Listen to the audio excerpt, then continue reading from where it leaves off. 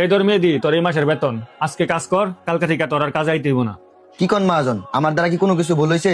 আমার জানা সত্ত্বে আমি তো কোনো ভুল কাজ করি নাই যে আমার কাজ থেকে বাইর করে দিবেন। কি হয়েছে না হয়েছে ওটার কৈফিয়ত কি আমার তোরে দিতে হইব? তোরে বলছে আজকে পর্যন্ত কাজ করতে, কাজ কর।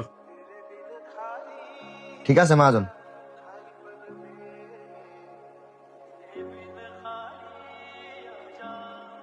কি ব্যাপার মেয়েদে, মন খারাপ কে লাগা? মহাজন, রাজীব ভাই আমারে কইছে কালাতে কাজও না আইতাম। কে লাই কাজও না আইতাম এটা কইছে না। রাজীবে তোরে না করছে? আচ্ছা রাজীবে কই? মহাজন, রাজীব ভাই তো আমার দোকানে বয়ে বাইরে গেছে।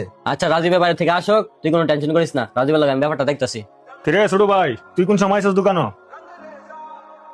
আচ্ছা কি হয়েছে কষে দেহে? আরে কি হয়েছে মানে? কিছুই তো হয় নাই। কিছুই যদি না হয় তাহলে মেয়েদের চাকরিতে বার করে দিলি কে লেগা? ও আচ্ছা, এই কথা।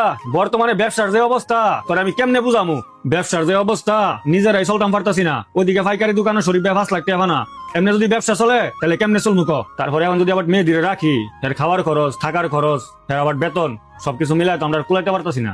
হ্যাঁ যে মাসে মাসে বেতন দিমু, ইডই আমাদের জন্য এখন বুঝ হয়ে যাবো গা। হ্যাঁ আমাদের দোকানে এত বছর ধরে চাকরি করতেছে, হ্যাঁ কি আমি শখে বাকিরা দিতেছি? আবারও তো মেয়ে দিয়ে অন্য কোথাও চাকরি করুক আর আমাদের দোকানের অবস্থাটা ওইদিকে ভালো হোক, পরে বুঝাই বুঝাই আবার আমাদের দোকানে লয়ে মনে।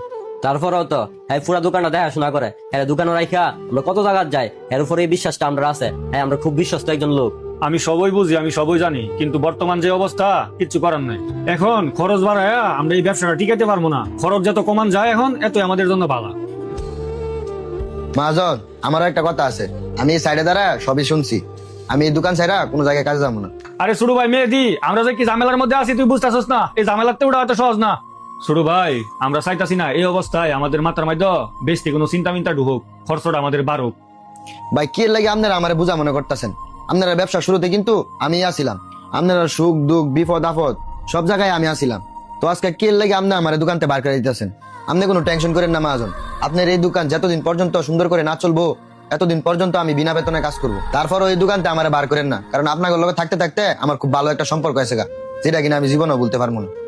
আসলে রে ভাই, আমারই বুঝতে ভুল হয়েছে, এজন্যই তোর আমি দোকান থেকে বাইর করে দিতে চাইছি না। দুনিয়ার সব মানুষ এক হয় না।